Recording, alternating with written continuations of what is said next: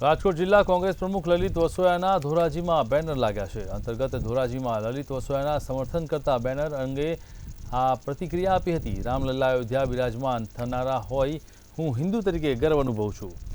વયમનસ્ય ફેલાવી 2024ની ચૂંટણી જીતવા માટે મુદ્દો ઉછાળી રહી છે। સુપ્રીમ કોર્ટમાં હુકમના આધારે રામ જન્મભૂમિ શિલાન્યાસ સમિતિ દ્વારા આ મંદિરનું નિર્માણ થયું છે અને કોંગ્રેસ પાર્ટી ક્યારેય ધર્મના નામે રાજનીતિ કરવામાં માનતી નથી। ભૂતકાળમાં રામ મંદિરમાં તાળા હતા ત્યારે રાજીવ ગાંધીએ તાળા ખોલાવી પૂજા કરી હતી અને મંદિરને ખુલ્લું મૂક્યું હતું। એક સાચા હિન્દુ તરીકે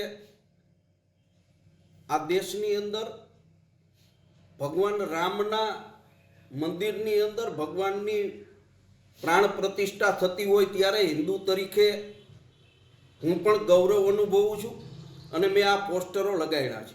રામ મંદિરનો મુદ્દો એ રાજકીય મુદ્દો નથી, પરંતુ ભારતીય જનતા પાર્ટી આ દેશની અંદર કોમ વચ્ચે વૈમનસ્ય ફેલાવી